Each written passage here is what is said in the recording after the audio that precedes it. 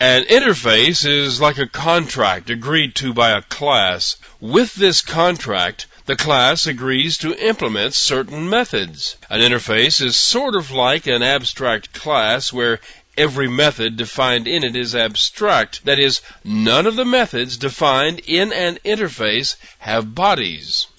The syntax for writing an interface is very much like that of writing a class. You write it almost the same way, except you specify it as an interface, not as a class. I'll be getting into the mechanics of writing these things later. An interface is abstract. It contains method definitions but not method bodies, just like an abstract class. An abstract class can also contain some non-abstract method body definitions, but an interface contains only abstract method definitions. They have no bodies. A class doesn't extend an interface as it does a superclass. Instead, a class implements the interface. And a class can implement as many interfaces as it wants. If a class doesn't actually provide bodies for every method in every interface it implements, it becomes an abstract class and must be declared as such, or it won't compile. An interface is simply a mechanism for defining a set of methods. Probably the best way to explain it is with a real example. I'll be showing you exactly how it works later on, but right now, let me just explain the concept.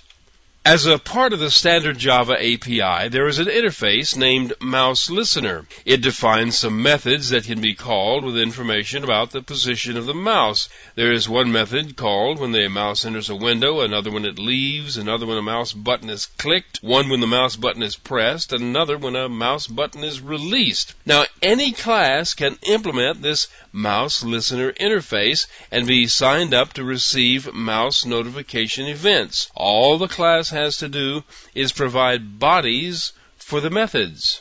What actually happens when one of these methods is called is the private business of the class that implements the interface. But because the interface is implemented, all the methods are there and can be called.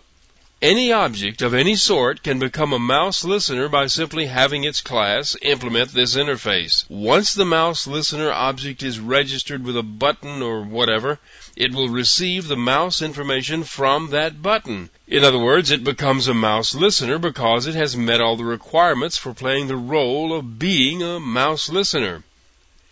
That's why the thing is called an interface. The internal software knows how to talk to a mouse listener, and anything can become a mouse listener by implementing the methods defined in the interface definition. I'll be showing you some examples of using interfaces this way later on. This is actually getting into polymorphism, which is the subject of the next lesson.